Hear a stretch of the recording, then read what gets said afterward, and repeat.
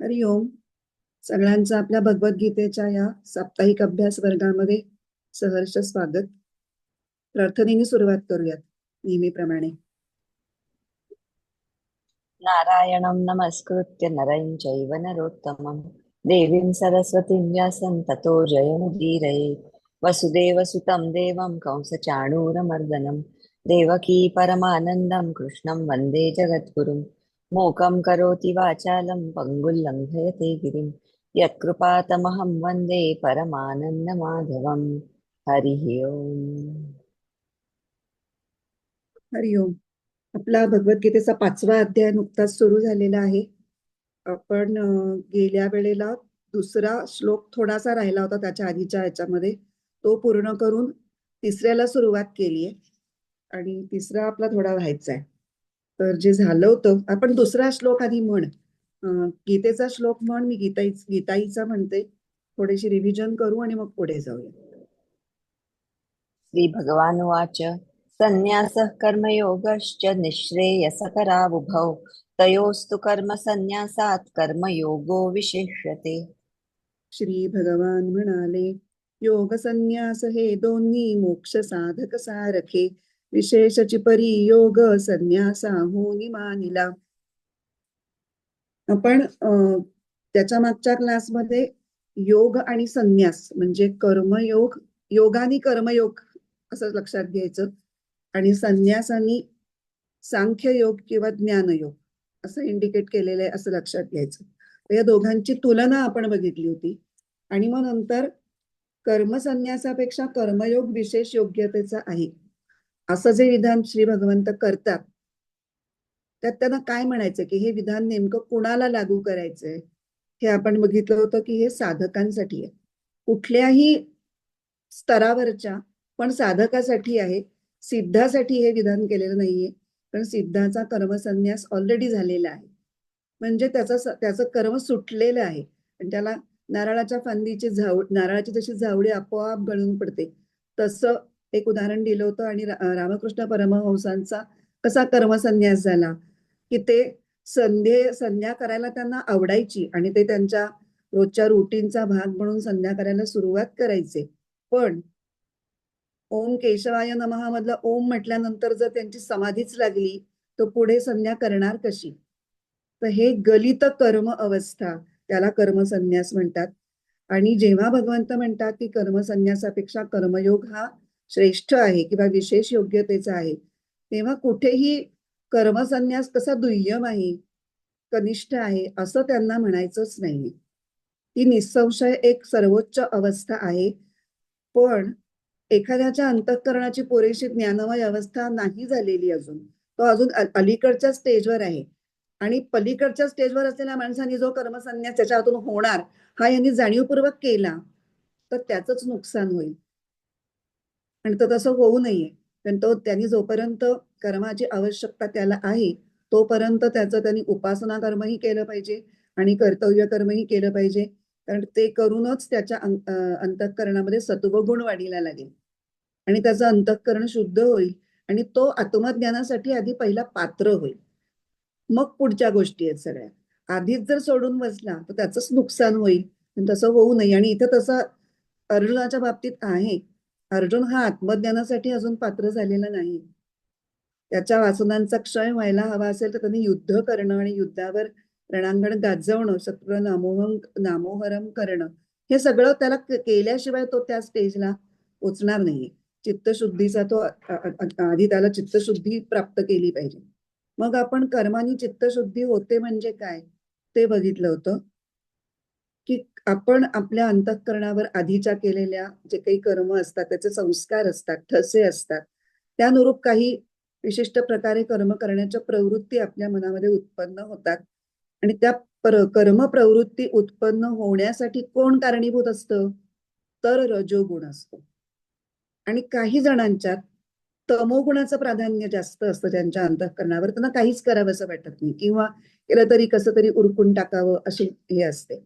तर योग्य कर्म करून तमोगुण पूर्णपणे कमी करणे आणि रजोगुण योग्य प्रकारे शांत करणं, हे जेव्हा घडतं तेव्हा सत्वगुण प्रकट व्हायला मोकळी जागा निर्माण होते. जोपर्यंत रजोगुण आणि तमोगुण ठाण मांडून बसलेले आहेत तोपर्यंत सत्वगुण हा आपला प्रकाश पाडू शकत नाही. म्हणून तमोगुण रजोगुण कमी करत नेले पाहिजेत, तेव्हा सत्वगुणाचा प्रकाश पडेल आणि मग त्याच्यामध्ये ज्ञान प्राप्त करण्याची क्षमता त्या चित्ताला प्राप्त होईल. हे आपण बघितलं होतं. कर्मानी चित्तशुद्धी होते म्हणजे. आता तिसरा श्लोक. ज्ञेयस्य नित्यसन्न्यासी यो न द्वेष्टि न काङ्क्षति निर्द्वन्द्वो हि महाबाहो सुखं बन्धात् प्रमुच्यते.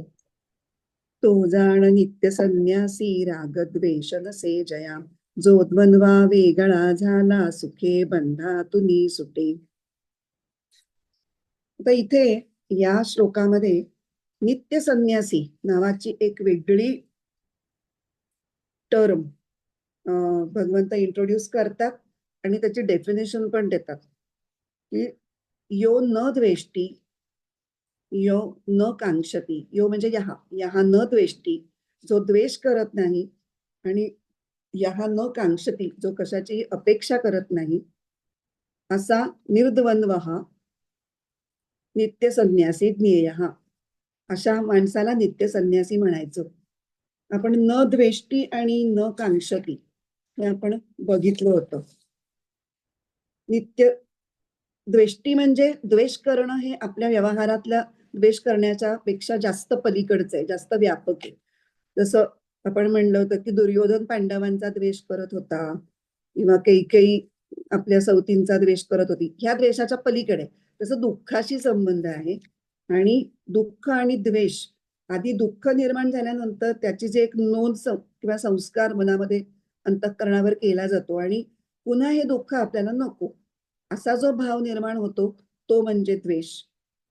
आणि दुसरा न कांक्षती म्हणजे उलटा, हे सुख हे छान आहे, हे पुन्हा पुन्हा मिळावं. म्हणजे राग आणि द्वेष हे दोन्हीही नको. म्हणजे म्हणून यो न द्वेष्टी आणि न कांक्षती असं म्हणलेलं. आणि मग नित्य संन्यासी हा न द्वेष्टी आणि न कांक्षती ह्या त्याला आवश्यक बाबी का सांगितलेल्या आहेत, तर कर्मयोग्याचा संन्यास हा रागद्वेषाच्या त्यागातून होतो. किंवा पुढे सुखम बंधात प्रमुच्यते म्हटले. बंध म्हणजे कर्मबंध. कर्मबंधनाची आपण पुष्कळ चर्चा आतापर्यंत 3-4 अध्यायाच्या दरम्यान केलेली आहे. तर बंधनात पाडणारं कोण आहे मुख्य, तर रागद्वेष आहे. म्हणून त्यांचा निर्देश न द्वेष्टीनी द्वेषाचा आणि न कांक्षतीनी रागाचा निर्देश केलेला आहे. आणि पुढे मग निर्द्वंद्व, तिसरं जे लक्षण आहे निर्द्वंद्व असणं, हे स्वतंत्रपणे आपण त्याची चर्चा केली होती. पण निर्द्वंद्व या शब्द उच्चारण्याच्या आधीच राग आणि द्वेष या द्वंद्वाचा उल्लेख आधीच केलेला आहे. न द्वेष्टी आणि न कांक्षती. एक जणू काही एक एक्झाम्पलच दिलंय. आणि ते एक्झाम्पल देण्याचं कारण असं आहे की जवळपास सर्वसामान्य सगळीच माणसं ही रागद्वेषाच्या आहारी गेलेली असतात. रागद्वेषांचा त्यांच्या सगळ्या वागण्यावर, बोलण्यावर, विचार करण्यावर अंमल असतो आणि त्यामुळे ते बंधात पडतात. म्हणजे मूळ बंधन हे रागद्वेषांचं असतं. आणि म्हणून रागद्वेषांचा आपण आता विचार करणार आहोत. याच्यामध्ये आपण तिथपर्यंत आलो होतो की हेही बघितलं होतं की निर्द्वंद्व शब्दाची चर्चा करताना त्यांना हे अपेक्षित आहे की कुठल्याच प्रकारची दोलायमान अवस्था साधकाची नसावी आणि साधकाची दोलायमान अवस्था साधनेच्या सुरुवातीच्या काळामध्ये नेहमीच असते. ती का तेही आपण बघितलं होतं की आधी साधना कशी करू का नको करू, एकदा वाटतं करू, एकदा वाटतं नको करू, किंवा करायला गेल्यानंतर मग गोष्टी जमत नाही, मग पुन्हा चलबिचल होते. साधनेच्या मार्गावर असताना ज्ञान तर मिळालेलं असतं की सगळ्या इंद्रियांच्यावरती संयम ठेवला पाहिजे, अमुक अमुक हे नाही केलं पाहिजे, पण प्रत्यक्षात आपल्या विषयांकडे ओढा असतो. ह्याच्यामध्ये जे द्वंद्व मनामध्ये निर्माण होतं त्याच्यातून बाहेर पडायचं असेल तर रागद्वेषावरती कंट्रोल आणणं, रागद्वेषाच्या द्वंद्वामधून बाहेर पडणं हे त्याच्यासाठीही आवश्यक असतं. मग आता हे कसं पडायचं त्याचे उपाय आपण आज बघायचे ठरवले होते. ते आपण मागच्या वेळेला आपल्याला वेळ नव्हता त्यामुळे ते आपण या क्लासमध्ये घेऊ असं म्हटलं होतं. तर 2-3 उपाय आहेत. रागद्वेष हे आपल्या अंतःकरणामध्ये किंवा आपल्या स्वभावाचा इतका भाग झालेला असतो की आपल्या मनाला एक वेगळं ट्रेनिंग दिल्याशिवाय, वेगळ्या प्रकारे विचार करण्याचं ट्रेनिंग दिल्याशिवाय त्याच्यातून बाहेर पडणं खूप अवघड आहे. मग कुठल्या कुठल्या प्रकारे विचार केला तर आपण त्याच्याशी झगडू शकू किंवा त्याच्यावर विजय मिळवू शकू. तर पहिला विचार असा सांगतात की आपली इच्छा नसताना सुद्धा अनुकूलता आणि प्रतिकूलता आपल्या जीवनात येतच असते. म्हणजे असं नाही की मी इच्छा केली म्हणून अनुकूल गोष्टी घडल्या आणि मी इच्छा केली नाही म्हणून प्रतिकूल गोष्टी घडल्या नाही, असं तर काही होताना दिसत नाही. मग अनुकूलता आणि प्रतिकूलता या गोष्टी ह्या प्रारब्ध कर्माच्या फळानुरूप जेव्हा जेव्हा ते फळ परिपक्व होणार आणि आपल्याला भोग भोगण्याची वेळ येणार, तेव्हा तेव्हा ती परिस्थिती आपल्या समोर उभी राहणार आणि आपल्याला ते भोग भोगायला लागणार. हा जर कर्माचा सिद्धांत आपल्याला माहिती आहे तर मग त्यांच्या येण्या जाण्याविषयीच्या म्हणजे अनुकूलतेच्या प्रतिकूलतेविषयी यावी किंवा न यावी अशा इच्छा किंवा अनिच्छा आपण कशासाठी करायच्या, करून उपयोग काय? ज्या गोष्टीचा उपयोग नाही ती गोष्ट तर सोडायला पाहिजे. मग अनुकूलतेविषयी राग आणि प्रतिकूलतेविषयी द्वेष हा कशामुळे होतो, तर अज्ञानामुळे होत असतो. आणि अशा प्रकारे जर विचार केला की कर्मसिद्धांतानुरूप हे मी इच्छा करण्याने किंवा न करण्याने काहीच होणार नाही, हे होणार आहे आणि हे मला आनंदाने भोगायचंय. जणू काही म्हणजे आपल्याला गोंदवलेकर महाराज असं म्हणतात की जेव्हा प्रतिकूल परिस्थिती निर्माण होते तेव्हा असं समजा की मी कर्ज फेडतोय. मग जर कर्ज फिटत असेल तर तुम्हाला दुःख व्हायला पाहिजे का आनंद? तर वास्तविक आनंद व्हायला पाहिजे की अरे वा, माझ्या वाईट कर्मांचा हा आता भोग मला मिळून मी ह्याच्यातनं मुक्त होतोय.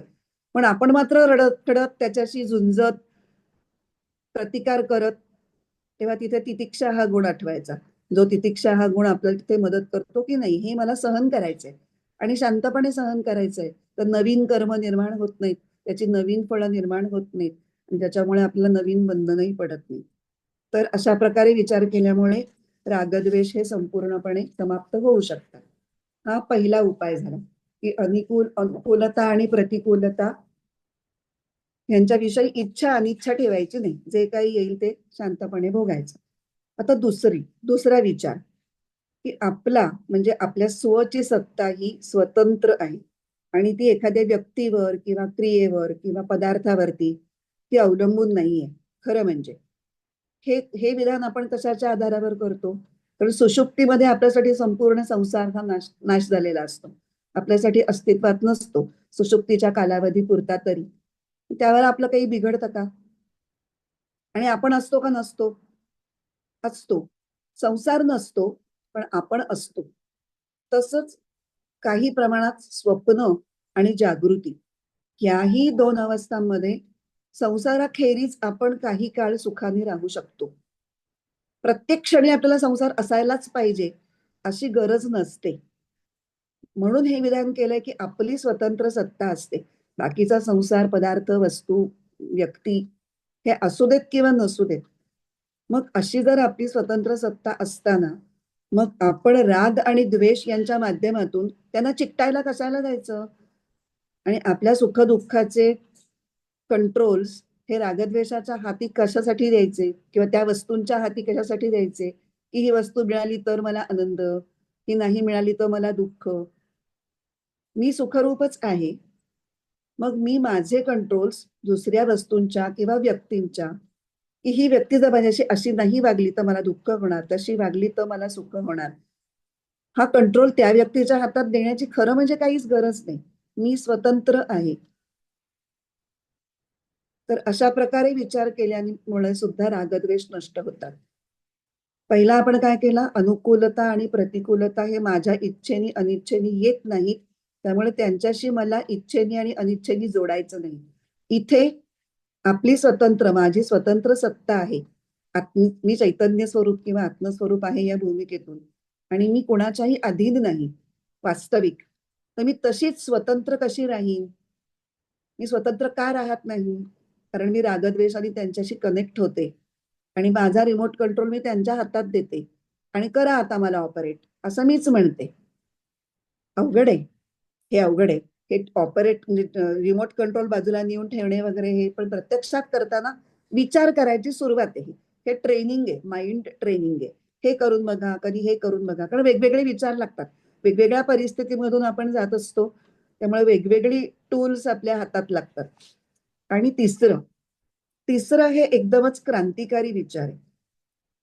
साधारणपणे आपण म्हणतो की संसाराची आसक्ती नेहमीच असते आपल्याला. आता इथे रामसुखदास खूप वेगळा आपल्याला विचार सांगतायत की संसाराची आसक्ती ही कधीही चिरस्थायी टिकणारी नसते, असं ते म्हणतात. हा, आणि ती कायम उत्पन्न होणारी असते आणि नष्ट होणारी असते. पण आपण मात्र नवीन नवीन पदार्थ, नवीन नवीन क्रिया, नवीन नवीन व्यक्ती यांच्याविषयी आसक्ती निर्माण करतो आणि त्या आसक्तीला, ते कायम टिकणारी नाहीये खरं म्हणजे, तिला आपण सतत गोंजारून फुलवून टिकवून ठेवण्याचा प्रयत्न आपल्याही नकळत करत असतो. त्याच्या उलट परमात्म्याची अभिलाषा ही कायम टिकणारी आहे. ती कधीच उत्पन्न होत नाही आणि नष्ट होत नाही, ती कायम असतेच. असं का? ममैवांशो जीवभूतस सनातनः, 15व्या अध्यायामधला ही एक ओळ आहे की आपण परमेश्वराचे अंश आहोत, त्यामुळे आपण सनातन आहोत आणि या नात्याने परमात्म्याशी आपला अखंड संबंध आहे. परमात्म्याची अभिलाषा वास्तविक कमी किंवा जास्त ही होतच नाही, ती असते. पण मग ती कमी किंवा जास्त झाल्यासारखी वाटते. ती कशामुळे? जेव्हा संसारातली आसक्ती वाढते तेव्हा परमात्म्यातली आसक्ती कमी झाल्यासारखी वाटते, आणि संसारातली आसक्ती कमी झाली की परमात्म्याची अभिलाषा ही वाढल्यासारखी वाटते. प्रत्यक्षात ती असायची तेवढीच असते. आणि म्हणून, आणि हे कशावरनं ओळखायचं की परमात्म्याची अभिलाषा आपल्या प्रत्येकाला आहे? परमात्म्याचे गुण कुठले आहेत? सत, चित आणि आनंद. आणि आपल्याला नेहमी काय वाटत असतं? तर मी नेहमी जिवंत राहावं, सतची अभिव्यक्ती आहे हे मनात वाटणं, मला सर्व काही माहिती असावं, मला विविध प्रकारचं ज्ञान असावं, चितची अभिव्यक्ती आहे. आणि मी नेहमी आनंदी असावं, मला सगळी सुख मिळावी, मी नेहमी सुखी असावं, हे आनंद. आनंद या गुणाची, परमात्म्याच्या गुणाची आपल्यामध्ये अभिलाषेच्या रूपात किंवा वृत्तीच्या रूपात जी होणारी अभिव्यक्ती आहे तीही. तर मी सदा जिवंत राहावे, मला सर्व प्रकारचं ज्ञान असावं आणि मी सदा सुखी असावं, अशा रूपाने आपण परमात्म्याची अभिलाषा ही सगळ्याच जीवांच्या ठिकाणी नेहमीच असते. आणि जेव्हा संसाराची आसक्ती पूर्णपणे नष्ट होते आणि केवळ परमात्म्याची अभिलाषा शिल्लक राहते, तेव्हा आपल्यातली सगळी द्वंद्व संपतात. आपण हे सगळं कशासाठी बोलतोय? निर्द्वंद्व, हे जे तिसरं लक्षण सांगितलेलं आहे नित्य संन्यासीचं, त्याचं चिंतन आता आपलं चालू आहे. आणि मग तेव्हा आपल्याला कळतं की राग द्वेष ही संसारात अडकून पडण्याचीच महत्वाची 2 कारणं आहेत. जितकी म्हणून साधन आहेत, साधनं म्हणजे उपासना, साधनेचे मार्ग या अर्थाने मी साधन असा शब्द वापरते. जितक्या म्हणून उपासना सांगितल्यात त्याचं एकमेव मुख्य उद्दिष्ट किंवा प्राथमिक उद्दिष्ट म्हणून ते कुठलं असेल तर रागद्वेष संपवणे. कारण जोपर्यंत रागद्वेष संपत नाही तोपर्यंत पुरुष सुखाने संसार बंधनातून मुक्त होऊ शकणार नाही, तो त्याच्यामध्ये अडकूनच पडणार. आता आपण आतापर्यंत हे जे काही बोललो त्याच्यामुळे आपल्याला असं वाटतं की सगळ्या दुःखाचं मुख्य कारण हे रागद्वेषरूपी मुख्य द्वंद्व आहे. ते खरंच आहे, पण त्याच्याही मुळाशी म्हणजे रागद्वेष या द्वंद्वाच्या मुळाशी सुद्धा अजून एक द्वंद्व आहे. आणि ते कोणतं? तर देहबुद्धी आणि आत्मबुद्धी. हे सगळ्यात प्राथमिक दर्जाचं किंवा त्या सगळ्याच्या मुळाशी असलेलं प्रमुख द्वंद्व आहे. ते कसं असतं? तर मी असं जे स्फुरण आपल्याला असतं ते खरं म्हणजे आपल्या मूळ स्वरूपाचं, म्हणजे आपल्या मूळ चैतन्य स्वरूपाचं, आत्मस्वरूपाचं असं असतं. पण हे आपल्याला माहिती नसतं. आत्ता आत्ता आपण हे अभ्यास वगैरे करायला लागल्यानंतर मग आपल्याला कळलंय हे की असं ते त्याच्याशी संबंधित असतं. आपण अज्ञानातच असतो जन्मल्यापासून. आणि त्यामुळे जेव्हा केव्हा हे बुद्धीला विचारांनी कळेल किंवा काही वाचनातून, पठणातून, श्रवणातून कळेल, तोपर्यंत ते मीच स्फुरण शरीराशी दृढपणे बांधलं गेलेलं असतं, जोडलं गेलेलं असतं. मी म्हणजे शरीर आहे हे इतकी भूमिका पक्की झालेली असते की जरी बुद्धीला हा विचार कळला म्हणजे आधी फक्त ऐकू आला किंवा दिसला असं म्हणून, दिसण्यापासून तो आकलनात येण्यापर्यंत आणि आकलनात आल्यानंतर सुद्धा पटण्यापर्यंत, पटणं म्हणजे काय की बुद्धीने ते स्वीकारणं आणि त्याप्रमाणे आपल्या आचरणामध्ये ते उतरणं, ही तर अजून अजून पुढची स्टेप आहे. तर ते व्हायला फार अवघड असल्यामुळे आणि देहाला सवय झालेली असते, आपल्या बुद्धीला सवय झालेली असते की मी म्हणजे शरीर, आणि त्यामुळे ती मी शरीर ह्याच्यामुळे ती बाहेरच्या सगळ्या संसाराशी त्याच्यामध्ये त्याचा संबंध जोडला गेलेला असतो. मग आता इथे हे द्वंद्व असतं दोन भूमिकांचं, की मी या स्फुरणाला देह संबंधी ठेवणं ही एक भूमिका, आणि ते आत्मस्फुरण आहे हे जाणून त्याच्याशी कनेक्शन ठेवण्याचा प्रयत्न करणं चिंतनाच्या माध्यमातून, ध्यानाच्या माध्यमातून, ही दुसरी भूमिका. आणि या दोन भूमिकांबद्दलच मग ते द्वंद्व निर्माण होतं आणि आपली सारखी पळापळ जी चालू असते ती त्याच्यामध्येच असते. इथे कळलं तरी हातून होत नाही. देहसंबंधी राहण्याला काहीच प्रयास नसतात, ते आपल्यासाठी नॅचरल आहे. नैसर्गिक पद्धतीने आपण देह म्हणजे मी असंच तर समजत आतापर्यंतचं जीवन व्यतीत केलंय. पण त्याच्यामुळे त्रास काय होतो की इच्छा, द्वेष हे सगळं निर्माण होऊन सुख दुःख, त्याच्यातनं निर्माण होणारी अस्वस्थता, हे सगळं देह म्हणजे मी या भूमिकेतून निर्माण होत राहतो. आणि ते जर थांबवायचं असेल आणि नित्य सुखरूप व्हायचं असेल तर मग आत्मस्मरणामध्ये बुद्धीने येणं किंवा आत्मस्फुरण हे बुद्धीला पटवून देणं की ते म्हणजे तू आहेस, हे करणं गरजेचं आहे.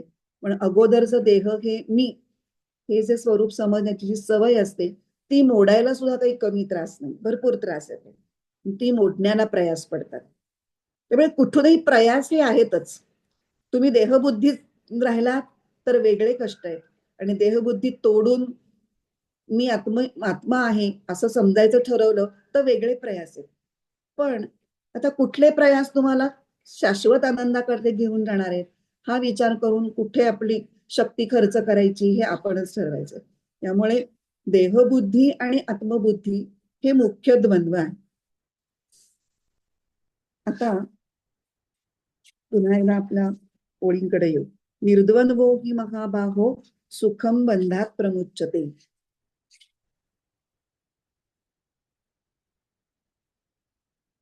जर एकदा आपण देहबुद्धी का आत्मबुद्धी हे द्वंद्व जिंकलं आणि मी आत्मबुद्धी अशा ह्याच्यामध्ये गेलो तर आपोआप रागद्वेष या द्वंद्वावरती सुद्धा आपल्याला विजय मिळवणं शक्य आहे. ते मिळवलं की कर्मबंधन पार करणं त्याहून सोपं. त्यामुळे मुळात आपण गेलो, मूळ मूळ मुद्दे, मूळ कारणाकडे जाऊन आपण त्याचा विचार केलेला. आता आपण ज्ञानेश्वरीच्या ओव्या वाचणार आहोत. ओव्या 19 ते 25. आपण आधी ओव्या वाचून घेऊयात अर्थासकट, आणि मग मी नंतर थोडंसं विवेचन त्याच्यावरचं करेन.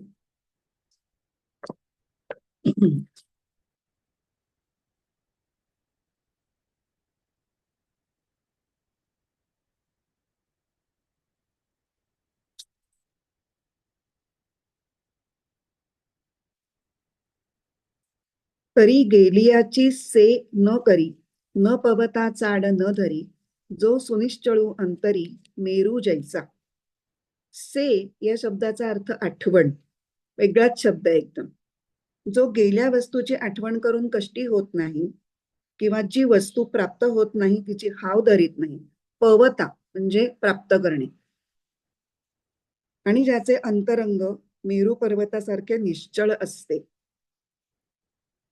आणि मी माझे ऐसी आठवण, विसरले जयाचे अंतःकरण, पार्था तो संन्यासी जाण निरंतर. मी माझे ही भावना ज्याच्या हृदयात तिळमात्रही नसते, पार्था तो पुरुष नित्य संन्यासी समजावा. जो मने ऐसा जागला, संगी तोची सांडिला, म्हणून सुखे सुख पावला अखंडित. अशा अवस्थेला जो पोचला त्याला कर्मसंग कधीच बाधा करत नाही, तो अखंड सुखाने सुखावलेला असतो. आता गृहाधिक आघवे, ते काही न लगे त्यजावे, जे घेते जागले स्वभावे निसंगू म्हणवनी.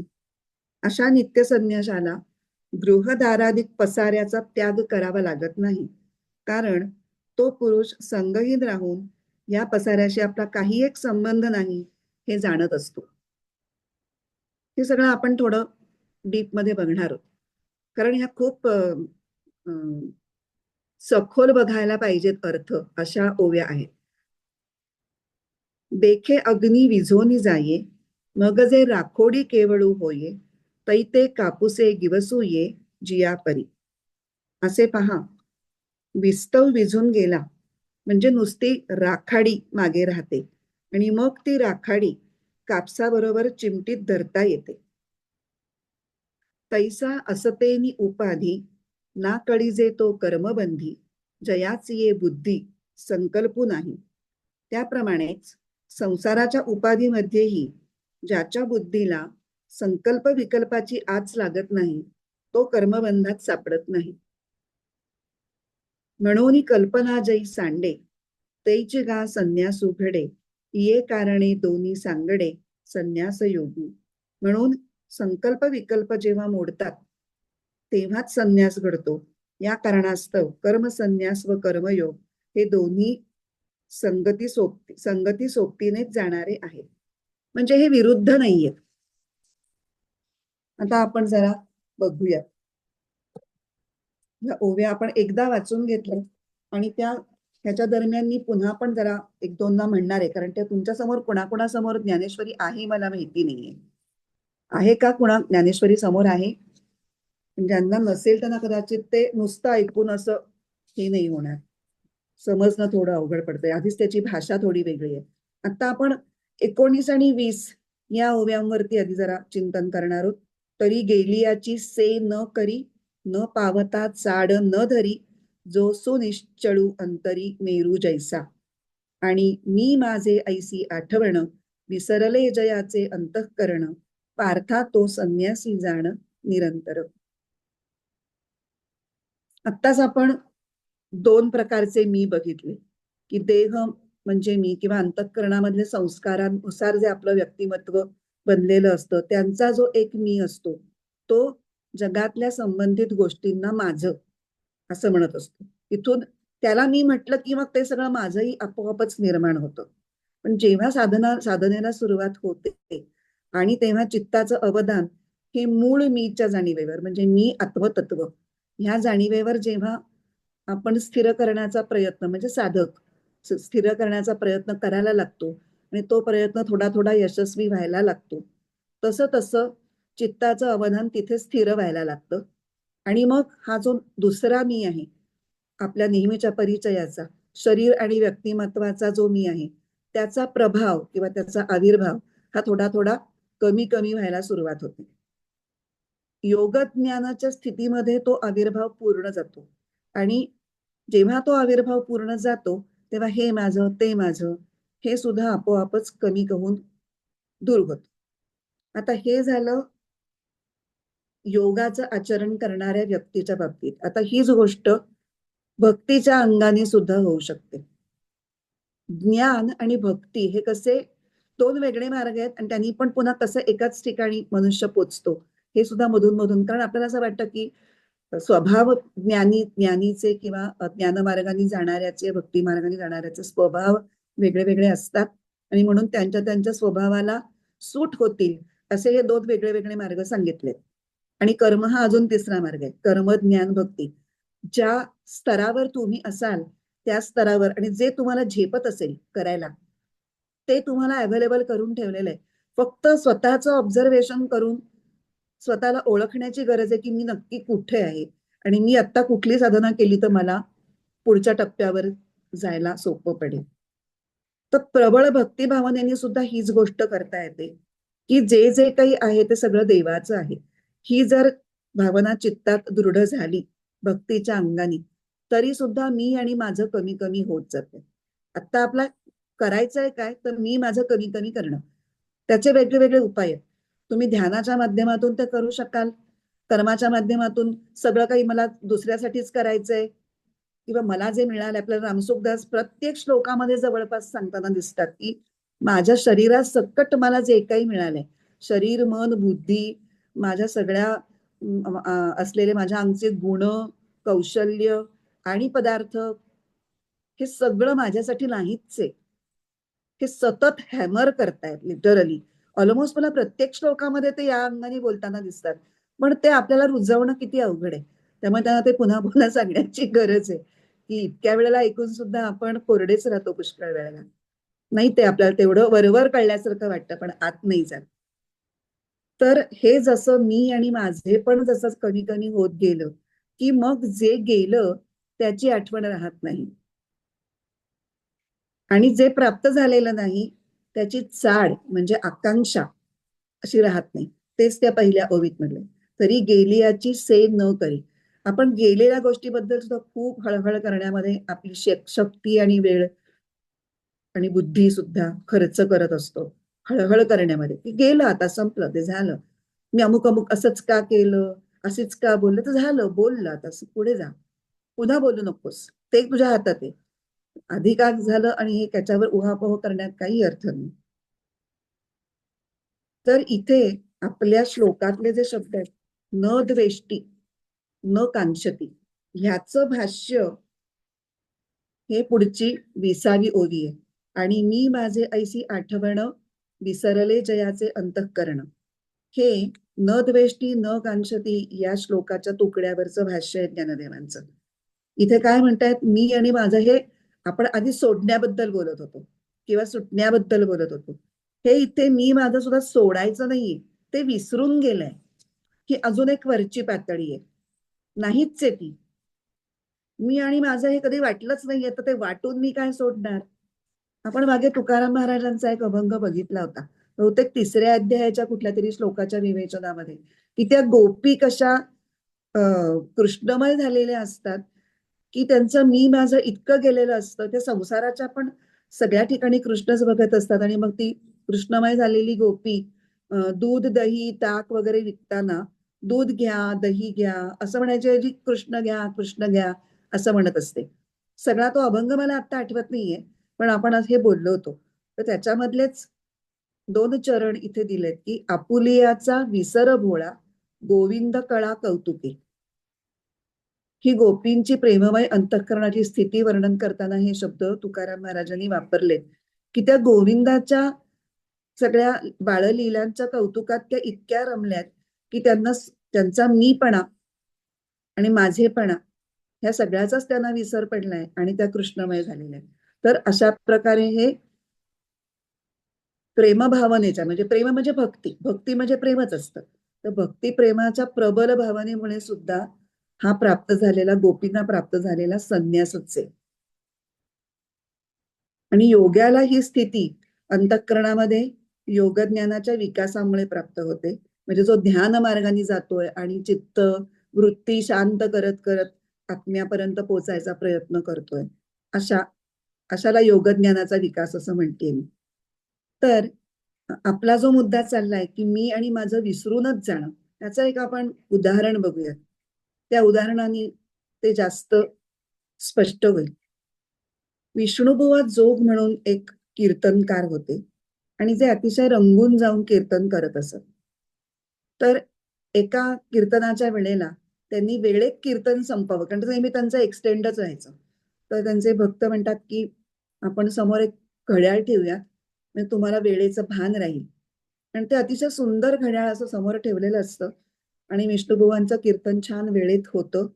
आणि मग कीर्तन संपल्यानंतर अनेक भाविक त्यांच्या दर्शनाला वगैरे यायला लागतात आणि त्या गडबडीमध्ये कोणीतरी ते घड्याळ लांबवतं आणि त्या भक्तांच्या किंवा त्यांच्या कार्यकर्त्यांच्या लक्षात ती गोष्ट येते की विष्णुबुवांचं घड्याळ लांबवलं गेलंय. म्हणून ते शोधाशोध सुरू करतात की आत्ताच आपण शोधाशोध सुरू करू, म्हणजे ती व्यक्ती ज्याने कुणी तो चोर असेल तो इथेच सापडेल, मग तू घेतलंस का, कोणी पाहिलं का, असे सगळे त्यांची विचारपूस सुरू असते. तर विष्णुबुवांना थोडा त्याचा व्यत्यय होत असतो की त्यांना लोक भेटायला येत असतात, काही प्रश्न विचारत असतात, त्यात मध्ये मध्ये हे कार्यकर्ते असे लुडबुड करत असतात. ते विचारतात की काय गडबड चालली आहे तुमची. ते सांगतात की अहो ते तुमचं एवढं सुंदर घड्याळ दिसत नाहीये, ते कोणीतरी नेलं. ते म्हणतात की त्या घड्याळाने मी काय करत होतो. ते म्हणतात की तुम्ही वेळ बघत होता, मग ज्यांनी नेलंय तो काय करेल. कार्य करताना काय उत्तर द्यावं ते कळत नाही, तर काय आता घड्याळाने वेळच बघणार, दुसरं काय करणार. तर ते म्हणतो हो ठीक आहे ना, मग घड्याळाचं काम वेळ दाखवणं आहे. ती घड्याळाची वेळ मी बघितली काय आणि त्या दुसऱ्या कोणी बघितली काय, काय फरक पडतो, का तुम्ही एवढे अस्वस्थ होताय? म्हणजे ते माझं घड्याळ होतं, ते गेलो, तो आता दुसऱ्या कोणीतरी वापरेल. मी आणि माझं, ते घड्याळ माझं होतं हा भावच त्या विष्णुभुवांच्या पाशी नव्हता.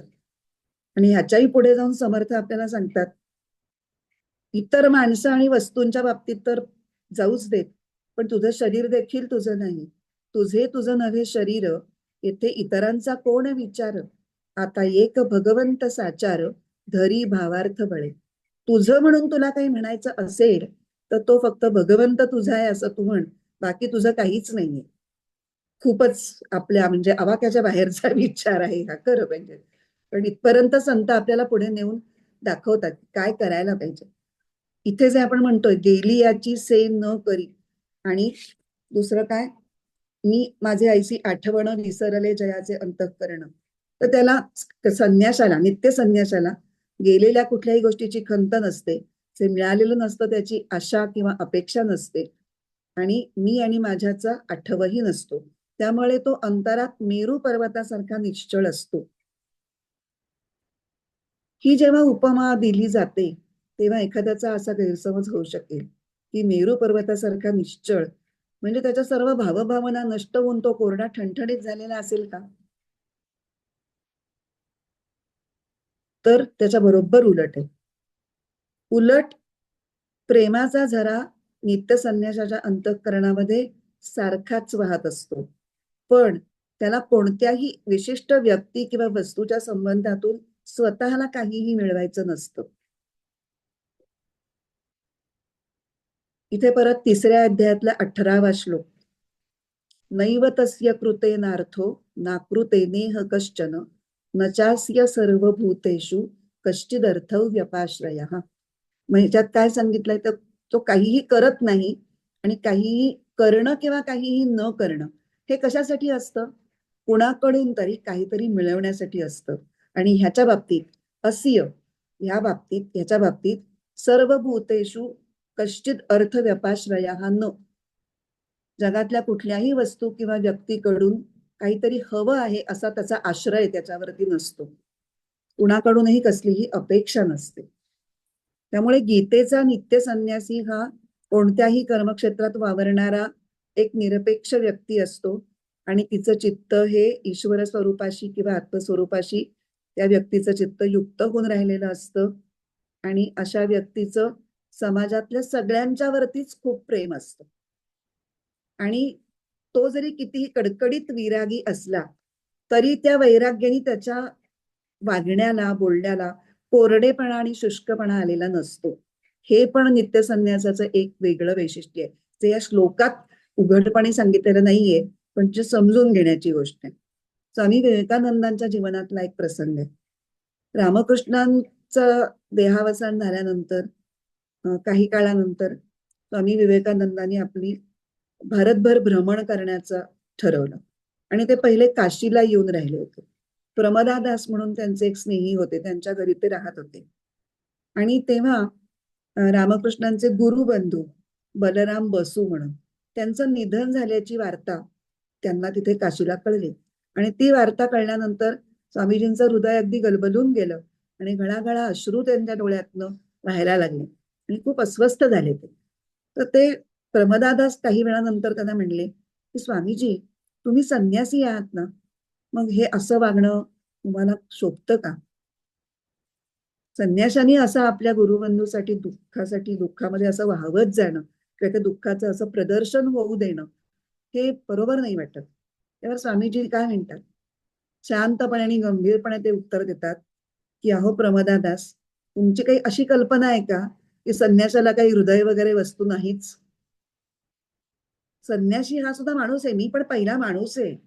त्यामुळे उलट खऱ्या संन्याशाला दुसऱ्यांच्या विषयी सहानुभूती कित्येक प्रमाणात कित्येक पटीने जास्त असते, आणि मी तर साधा माणूसच आहे, आणि हे माझे गुरुबंधू आहेत. आणि आम्ही दोघांनी आणि असंच आमच्या अजून काही मित्रांनी रामकृष्णांच्या चरणी बसून आम्ही विद्या संपादन केलेली आहे, तर त्यांची मला आठवणही येऊ नये असं जर तुम्हाला वाटत असेल, त्यांच्या वियोगाने मी व्याकुळ झालो म्हणजे मी संन्यासाला गालबोट लावला असं तुम्हाला वाटत असेल, तर संन्यासाबद्दल तुमच्या कल्पना चुकीच्या आहेत. दगडाप्रमाणे सहानुभूती शून्य संन्यास जीवन हे अपेक्षितच नाहीये आणि मला तसं वागताही येणार नाही. आणि इतकं फक्त बोलून किंवा अश्रू ढाळून ते थांबले नाहीत. ते परत कलकत्त्याला गेले. त्या बलराम बाबूंच्या कुटुंबियांची भेट घेऊन त्यांनी त्यांचं सांत्वन केलं आणि तिथला जो एक मठ जे ते बलराम बाबू बघत असत, त्या मठाची सगळी व्यवस्था लावायला त्यांनी वेळ दिला, शक्ती खर्च केली. त्याची सगळी नीट व्यवस्था लावून मग ते परत आले. मी नुसती कोरडे आता मी गेला माझा मित्र म्हणून थोडा वेळ रडले, विसरून गेले असंही नाही. पुढे काय कर्तव्य त्यांनी स्वतःच ओळखलं की आता मी काय करणं गरजेचं आहे आणि ते जाऊन केलं.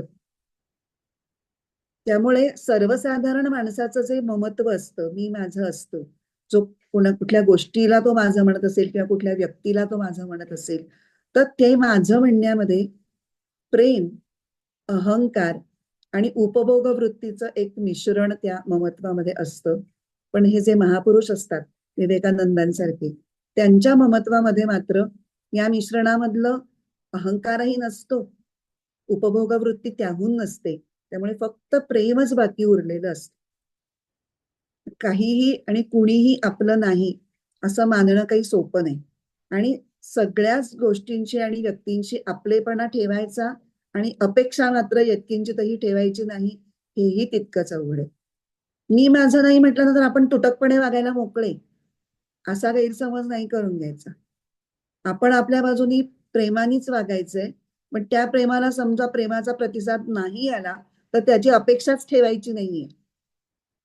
तो यावा म्हणून मी काहीच करत नाहीये ना, कारण माझं कर्तव्य म्हणूनच मी ते करतेय किंवा सहज भावानी ते माझ्याकडनं होणं अपेक्षित आहे. तसं नित्य संन्यासाचं ममत्व हे त्यामुळे व्यापक असतं कारण त्याचं चित्त हे इतरांच्या ठिकाणी असलेल्या देवत्वाला जाणण्या इतपत सक्षम आणि समर्थ असतं. जेव्हा वाटेल की समोरचा सुद्धा देव आहे, तेव्हाच तुम्ही त्या भूमिकेत शिरून तेवढ्या प्रेमाने वागू शकाल ना. तुम्हाला तो माणूसच आहे याच्यावर तुम्ही जर राहिलात तर तुम्ही एका माणसाने दुसऱ्या माणसासारखं जसं रागद्वेषाने वागाल तसेच वागत राहाल. त्याच्या वर जर गेला नाही तर ते शक्य नाही. आणि त्यामुळे सगळ्यांच्याच ठिकाणी परमात्मा स्वरूप तो पाहू शकत असल्यामुळे तो परमात्म्याशी तादात्म्य पावतो आणि त्यामुळे तो नित्य सुखी असतो. तो त्या चैतन्य तत्वाशी सदैव बुडलेला असतो किंवा जोडलेला असतो. त्यामुळे सर्वोच्च सुखाचा अनुभव घेतल्यानंतर इतर क्षुल्लक गोष्टींनी त्याचं सुख कमी होतच नाही किंवा इतर सुखांची त्याला काही मातब्बरीच वाटत नाही. सर्वोच्च सुख मिळाल्यानंतर या आलतू फालतू सुखांच्या आणि काय म्हणजे मी त्याच्याकडे कशाला आकृष्ट होईल. त्यामुळे तो त्या सुखाने सुखी झालेला असतो आणि म्हणून इतर गोष्टींच्या सुखाचा संग त्याचा आपोआपच सुटतो. हे आता 21व्या आणि 22व्या ओव्यांमध्ये सांगितले. जो मने ऐसा जागला संगीतोची सांडिला म्हणून सुखे सुख पावला अखंडित. आता गृहाधिक आघवे ते काही न लगे त्यजावे जे घेते जागले स्वभावे निसंगू म्हणवनी. आता ज्ञानेश्वर महाराजांनी नित्य संन्यासी याच्यावर विवरण करताना बाह्य उपाधींचा प्रत्यक्ष त्याग करण्याची आवश्यकता का नसते ते एक दृष्टांत देऊन सांगितलंय पुढे की उपभोगांच्या वृत्तींचा अग्नी जर पेटलेला असेल तर तो काहीही जाळू शकेल. कोणत्याही इंधनाने तो अधिकच भडकत राहील, प्रज्वलित होत राहील. पण तोच अग्नी म्हणजे जोपर्यंत तो भडकतोय तोपर्यंत तो उपद्रवी आहे, उपभोग वृत्तींचा अग्नी. पण तोच अग्नी जर विझून गेला असेल तर तो इतका निरुपद्रवी होतो की अगदी कापूस जो ज्याला ज्वालाग्राही म्हणतो आपण, पटकन पेट घेऊ शकतो. तर अशा पटकन पेट घेणाऱ्या कापसाने सुद्धा त्याची राख गोळा करून घेता येते, इतका तो निरुपद्रवी होतो. देखे अग्नी विझोनी जाये मग जे राखोडी केवळू होये तै ते कापुसे गिवसू ये जियापरी. आता त्या अग्नीची काही मातब्बरीच नाही कारण ती राख झालेली आहे. म्हणजे कापसाने सुद्धा गुंडाळता येईल इतका निरुपद्रवी झालेला आहे तो. तैसा त्याच्यातनं काय सांगायचंय, तैसा असते नि उपाधी ना कळीजे तो कर्मबंधी जयाची ये बुद्धी संकल्पू नाही.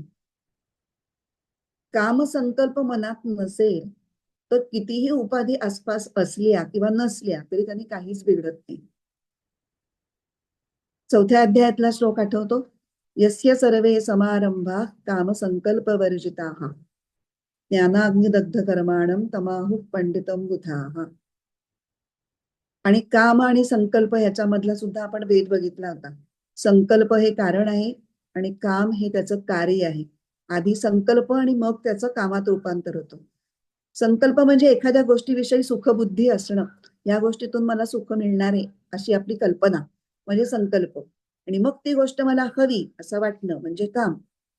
हेच जर नसेल, मी इतका सुखी आहे आत्म्याशी जोडलेला असल्यामुळे की या उपाधींमधून, या उपाधी मला काय सुख देणार, मला त्याची काय किंमत वाटणार, त्यामुळे त्यांचा माझ्यावरती इफेक्ट किंवा परिणाम काय होणार आणि मी काय त्यांच्याकडे आकृष्ट होणार, असे नात का खंडीवर उपाधी, माझ्यावर त्यांचा परिणामच होणार नाही.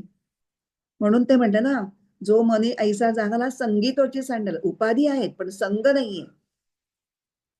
त्यामुळे त्या उपाधी मिळाल्या न मिळाल्या ह्यानी त्याला काहीच, त्याच्या सुखामध्ये काहीही बाधा नाहीये. आता इथे संन्यासाश्रम धारण केलेला संन्यासी आणि कर्मयोगाच्या अंगानी कर्मसन्यासापर्यंत पोचलेली व्यक्ती अशी जर आपण तुलना करायचा प्रयत्न केला तर संन्यासाची सुद्धा जी काही प्रचलित धारणा आहे की त्यांनी अमुक अमुक प्रकारचेच वस्त्र हे करायची, रानावनात जाऊन राहायचं, म्हणजे घर सोडायचं का, घरामध्ये मन गुंतलेलं असतं म्हणून त्यांनी विशिष्ट पद्धतीचंच अन्न खायचं, भिक्षा मागून अन्न खायचं, कारण त्याच्यामध्ये त्याचा जीव गुंतलेला राहू नये म्हणून. त्याला जे काही नियम घालून दिलेले आहेत की संन्याशांनी असं राहावं, असं वागावं, असं इतकंच झोपावं, इतक्या वाजता उठावं, गार पाण्यानेच आंघोळ करावी, हे सगळं कशासाठी आहे, त्याचा हेतू काय आहे? त्याचा हेतू असा आहे की ज्या गोष्टींनी मनातला ईश्वरभाव कमी होईल आणि शरीरभाव किंवा उपभोग संकल्प निर्माण होतील, त्या सगळ्या गोष्टींचा त्याग करणं. आणि म्हणून ते सगळे नियम त्या भूमिकेतून घातले की त्या गोष्टी समोरच नकोत. समोरच नसल्या तर मग आता त्याचं काही वाटायचं, म्हणजे घरातच तुम्ही राहत नाही आहात तर घरातली ही कॉट माझी, ही गादी माझी, ही उशी माझी आपोआपच सुटेल. झाडाखालीच जाऊन राहायचंय किंवा पर्णकुटीतच जाऊन राहायचंय, आता तिथे काय मी माझं करणार. तर न रहे बास न बजेगी बासुरी, अशी जी हिंदीतली ती हे आहे फ्रेज, तशासाठी ते तसं व्हावं आपोआप म्हणून ते सगळे घट्ट असे कडक नियम संन्यासाला घालून दिलेले. पण आता कर्मयोगातून जो संन्यासा वृत्तीपर्यंत पोहोचणार आहे त्याच्या बाबतीत तर असं काही नाहीये.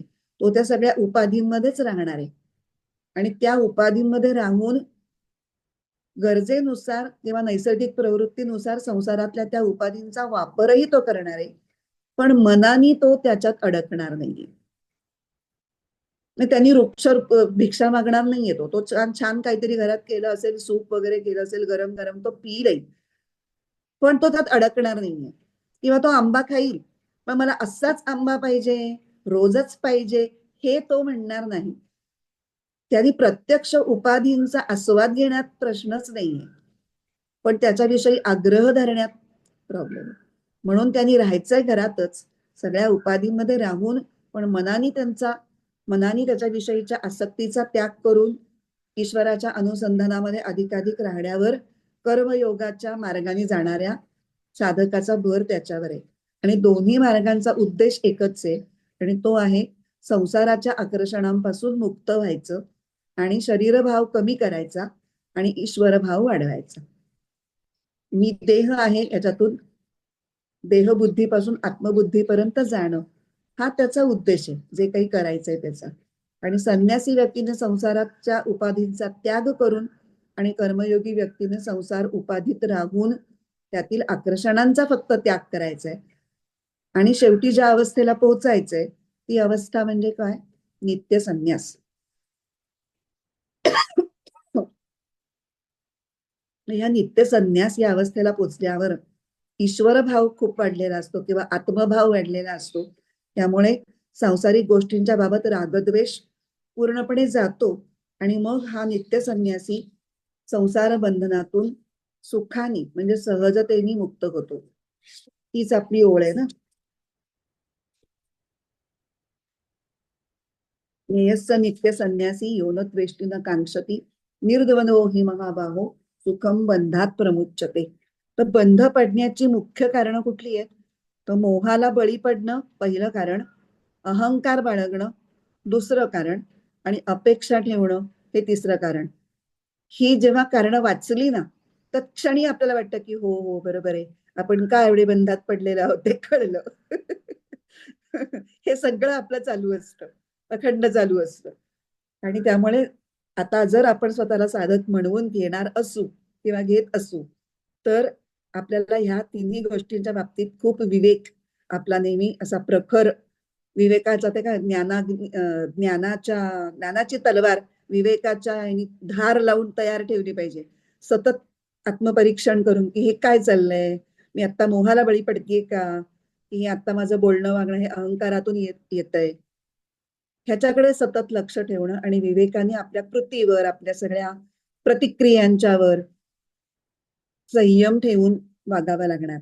आणि कित्येक प्रसंग हे आपल्याला अगदी परीक्षेसारखेच वाटणार आहेत हे जेव्हा आपण करायला लागू तेव्हा, की नाही मला इतकी उर्मी आली की असं काहीतरी खणखणीत उत्तर द्यावं ना की समोरचा गप्पच बसला पाहिजे, कारण त्याची चूक आहे मला माहितीये. पण त्याही वेळेला गप्प बसणे आणि हे सगळं तत्वज्ञान आठवणे की मी गीता वाचतीये, तर निदान मी गप्प तरी राहू शकते का पहिल्या स्टेपला, मग बघू. आणि कधी कधी आपण जर त्यावेळेचा तो एक तोल सांभाळला ना, तर काही वेळानंतर थोडं शांत झाल्यानंतर आपली पण काहीतरी चूक होती असं आपल्याला कबूल करायला सोपं पडतं. किंवा निदान समोरच्याचा फार राग आलेला असतो तेवढा राग येत नाही, ठीक आहे, एवढं काही इतकं प्रचंड काही घडलं नव्हतं. जे त्या क्षणी खूप महत्वाचं वाटत असतं ते थोडं कमी महत्वाचं किंवा कमी सिग्निफिकंट वाटू शकतं. पण जे प्रसंग साधकाला ही मोठ्या परीक्षेची वेळ असे वाटतात, ते नित्य संन्यासी अशा सिद्ध पुरुषाला मात्र अगदी किरकोळ असतात. आणि त्याच्यातून तो सुखाने बाहेर पडतो असं याला म्हणायचंय. सुखम बंधात प्रमुच्यते. या बाबतीत पण स्वामी विवेकानंदांच्या जीवनातला एक प्रसंग पाहण्यासारखा आहे. स्वामी विवेकानंद अमेरिकेत असताना ते अत्यंत देखणे होते. तर त्यांना ते एकदा असे रात्रीच्या वेळेला शांत निवांत बसलेले असताना एक अतिशय सुंदर स्त्री त्यांना अचानकपणे भेटायला आली, म्हणजे वेळ वगैरे न घेता. स्वामीजींनी तिला विचारलं की अशा वेळी तुम्ही का आलात भेटायला. तर तिने त्यांना उत्तर दिलं, प्रसिद्ध आहे, तुम्ही कदाचित ऐकलंही असेल, की स्वामीजी मला तुमच्यासारखा मुलगा व्हावा अशी इच्छा आहे. क्षणाचाही विचार न करता ते उठतात आणि त्या बाईला नमस्कार करतात आणि म्हणतात की माते, मीच तुझा मुलगा. आता असं म्हणल्यानंतर पुढे ज्या त्या बाईच्या डोक्यात ज्या काही गोष्टी असतील, तर तो जो काही मोहप्रसंग निर्माण होऊ शकला असता त्याची काही शक्यताच उरत नाही ना. कारण ते नित्य संन्यासी आहेत, त्यात ते संन्यासी आहेत त्याचा त्यांना कधीच विसर पडलेला नाहीये. मग समोर कोणीही असू देत, काहीही असू देत, कुठलाही प्रसंग असू देत, आणि हेच नित्य संन्यासाचं सुखम बंधात प्रमुच्यते. त्यामुळे सांख्ययोग आणि संन्यास हा ज्ञानी व्यक्तीच्या अंतःकरणाचा धर्मच असतो, म्हणजे अंगभूत त्याच्यामध्ये ते अगदी बाणलेलं असतं. आणि साक्षात्काराच्या शिखरावर चढल्यानंतर तो कर्मयोगाच्या काठीवर आपल्या ज्ञानाचा ध्वज फडकवतो. हे सांख्ययोगाचं झालं. पण कर्मयोगी काय करत असतो, म्हणजे दुसरा जो अलीकडच्या वाटेवर आहे, शिखर त्याला फक्त दिसतंय, त्याला ते शिखर गाठायचंय, तो मात्र वाटचाल करत असताना कर्मयोगाचा काठीचा आधार म्हणून वापर करत असतो. त्या कर्मयोगाच्या काठीच्या आधाराने तो ती चढण चढणार असतो. आणि मग तो जेव्हा त्या टप्प्याला पोचेल वरच्या शिखरावर, तेव्हा त्या कर्मयोगाच्या काठीवरच तो ज्ञानाचा ध्वज फडकावेल. त्यामुळे ज्ञानाच्या सुरुवातीचा जो टप्पा आहे त्याला कर्मयोग म्हणतात, आणि त्या मार्गाच्या शिखरानजीकचा जो भाग आहे त्याला सांख्ययोग म्हणतात. असे हे एकच आहेत. आता आपण मला वाटतं एकदा हा श्लोक परत वाचू आणि मग पुढचा वाचूया. ज्ञेयस्य नित्यसन्न्यासी यो न द्वेष्टि न काङ्क्षति निर्द्वन्द्वो हि महाबाहो सुखं बन्धात् प्रमुच्यते. आता चौथा आणि पाचवा आपण वाचूया, त्याच्यानंतर त्याचं मी आपण पदच्छेद अन्वय अर्थ एवढं बघूयात. आणि जर वेळ उरला तर ज्ञानेश्वरीच्या ओव्या आपण आज वाचून घेऊ आणि विवरण मी पुढच्या वेळेला करेन, कारण आता वेळेकडे बघता तेवढंच होऊ शकेल असं वाटतंय. दोन्ही वाचू. हा, चौथा वाच मग मी गीताईचा वाचते, मग पाचवा वाच मग गीताईचा मी वाचते आणि मग आपण अन्वयार्थ करूया. सांख्ययोगौ पृथक् बाला प्रवदन्ति न पंडिताः एकमप्यास्थितः सम्यगुभयोर्विन्दते फलम्. म्हणती सांख्य योगा ते भिन्न मूढ न जाणते, बाणो एकहिती निष्ठा दोहींचे फळ देतसे.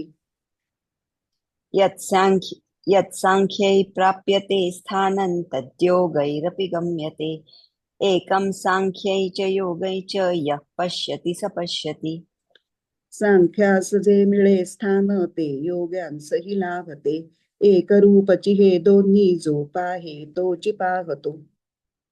हे चौथा आणि पाचवा हे दोन श्लोक एकत्र वाचण्याचं कारण असं होतं की ते जवळजवळ एकच गोष्ट सांगतात, थोड्या थोड्या फरकाने एकच गोष्ट सांगतात. ते आपण जेव्हा विवेचनाच्या दरम्यान आपल्याला लक्षात येईलच. पहिल्याचे पदच्छेद करूया. सांख्य योगौ पृथक् बालाः प्रवदन्ति न पंडिताः एकम अपि आस्थितः सम्यक उभयोः विन्दते फलम्. अन्वयार्थ. सांख्य योगौ संन्यास व निष्काम कर्मयोग यांना बालाहा पृथक प्रवदंती, बालबुद्धीचे लोक किंवा मूर्ख लोक निरनिराळी फळे देणारे असं म्हणतात. निरनिराळे आहे असं म्हणतात, खरं तर फळं देणारे आपण नंतर ते विवेचना दरम्यान आपल्याला कळेल. न पंडिताः, पण विद्वान लोक असं म्हणत नाहीत की सांख्य आणि योग हे निरनिराळे आहेत असं. एकम अपि सम्यक आस्थितः, एकाचे ठिकाणीही योग्य रीतीने स्थित झालेला पुरुष उभयोः फलम विंदते, दोहोंचेही फळ मिळवतो. संन्यास आणि निष्काम कर्मयोग यांना मूर्ख लोक निरनिराळे म्हणतात, विद्वान लोक त्यांना तसं म्हणत नाहीत, कारण एकाचे ठिकाणीही योग्य रीतीने स्थित झालेला पुरुष हा दोहोंचेही फळ मिळवतो. आता पाचवा.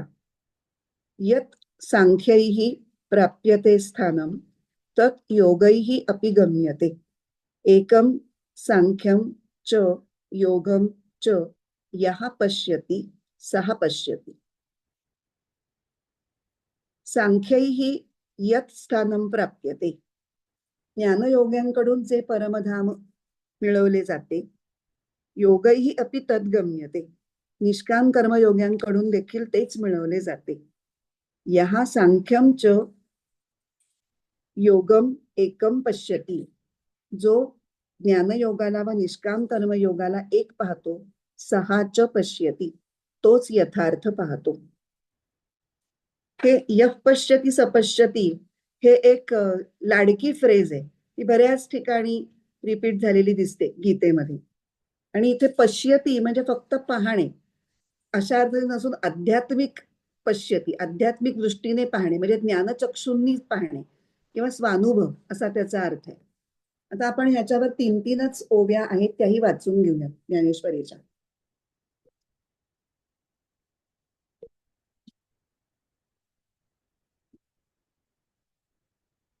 सांख्ययोगो पृथक बालाहा म्हणजे चौथ्या श्लोकावरच्या ओवी क्रमांक 26 ते 28. एरवी तरी पार्था जे मूर्ख होती सर्वथा, ते सांख्य योग संस्था जाणती केवी. अर्जुना, हे तत्व ज्यांना कळले नाही त्या मूढ जनांना ही ज्ञानयोगाची व कर्मयोगाची व्यवस्था कशी उकळणार. सहजे ते अज्ञान म्हणोनी म्हणती ते भिन्न, एरवी दीपाप्रती काही आनान प्रकाशू आहाती. आनान म्हणजे निरनिराळे. ते आपल्या स्वाभाविक अज्ञानाने या दोघांना भिन्न समजतात, परंतु वास्तविक पाहता निरनिराळ्या दिव्यांच्या प्रकाशात कधी निरनिराळेपणा असतो का. आता इथे तो काळ लक्षात घ्यायचा आहे. आता आपल्याकडे पांढरा लाईट, पिवळा लाईट, नंतर आणखीन काय वॉर्म व्हाईट असे खूप प्रकार आले. त्यामुळे ती उपमा आजच्या काळाला आपण नाही लागू आहे. त्या काळी जेव्हा सगळे पिवळेच प्रकाश होते, म्हणजे मशाल असेल, कंदील असेल किंवा आणखीन काही बुदली असेल, छोटा दिवा असेल, पणती असेल, दिवा बदलला, दिव्याचा प्रकार बदलला तरी प्रकाश तोच असणार आहे. ही उपमा त्या काळातनं जरा आपल्याला समजून घ्यायला पाहिजे. पै सम्यक येणे अनुभवे, जिही देखिले तत्व आगवे, ते दोही तेही ऐक्य भावे मानिती गा. ज्यांनी स्वानुभवाने आत्मरूपाचे तत्व बरोबर ओळखले आहे ते संन्यास व योग यात कोणताही भेद मानित नाही. 5व्या वाचूया. 29, 30, 31. आणि सांख्यी जे पाविजे तेची योगी गमिजे म्हणून ऐक्य दोही ते सहजे या परी. आणि सांख्य साधनाने जे मिळायचे ते योग साधनानेही मिळते तेव्हा ते दोन्ही एकरूपच होत. देखे आकाशा आणि अवकाशा भेदू नाही जैसा तैसे ऐक्य योग संन्यासा ओळखेजो. आकाश आणि अवकाश, अवकाश म्हणजे पोकळी, यात जसा निराळेपणा निवडता येत नाही तसेच योग व संन्यास यांचे ऐक्य ओळखावे. तयासेची जगी पाहले आपण पे तेणेची देखिले जया सांख्य योग जाणवले भेदे विण. जो संन्यास व योग यांचा अभेद जाणतो त्यालाच खरा प्रकाश लाभला, त्यालाच आत्मस्वरूपाचे दर्शन झाले असे समजावे. ह्या ओव्यांच्या वरती आपल्याला फार काही विवरण करण्याची गरज पडणार नाही. आपण 4थ्या आणि 5व्या वरचं विवरण पुढच्या वेळेला पाहूया. प्रार्थना म्हणूयात आणि थांबूया. ओम पूर्णमद पूर्णमिदं पूर्णात् पूर्णमुदच्यते पूर्णस्य पूर्णमादाय पूर्णमेवावशिष्यते. ओम शांती शांती शांती. हरि ओम. श्री गुरुभ्यो नमः. हरि ओम.